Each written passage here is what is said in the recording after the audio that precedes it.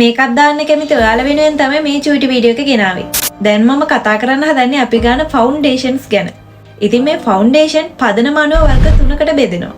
පළවෙනි එක තමයි තෙල් සහිත ෆවුන්ඩේෂන්. එහෙම නැත්නම් ඔයිල් බේස්ඩ් ෆවුන්ඩේෂන් කියන්නේ. මේ ඔයිල් බේස්ඩ් ෆවුන්ඩේෂන් වේලි සමට තමයි ගොඩාක් සුදුසු වෙන්නේ. මේ වගේ ඒ වේලි සමේ තෙතමනය වැඩි කරනවා. ඒ වගේම ලොකු වේලාවක් මේකප් එක තියාගෙන ඉන්නත් පුළුවන් වෙනවා. ඉතින් මේ oil based makeup dry skin වලටයි ටිකක් වයස්ගත ස්කින්ස් වලටයි තමයි ගොඩක් ගැලපෙන්නේ.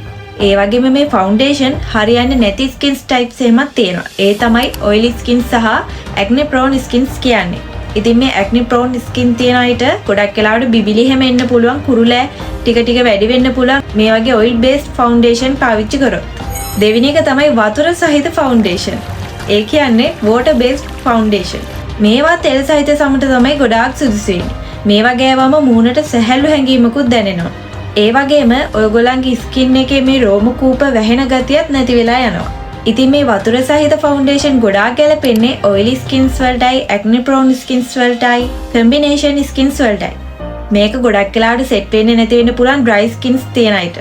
තුන්වෙනි එක තමයි සිලිකන් ෆවුන්ඩේෂන්. ඒ කියන්නේ සිලිකන් අඩංගු වෙන ෆවුන්ඩේෂන්. මේ සිලිකන් මේකප් ගෑවහම ඇත්තටම ටිකක් ස්කින් එක ලස්සනට පේනවා. තව ඔයා දාන මේකප් එක මැට් ගතියට ෆිනිෂ් ලුක් එකක් අරගෙන දෙනවා මේ සිලිකන් ෆවුන්ඩේෂන්.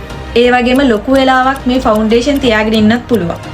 මේ සිලිකන් ෆවුන්ඩේෂන් ගැලපෙන්නේ ඇත්තටම normal skins වලටයි, combination skins වලටයි, oily skins වලටයි.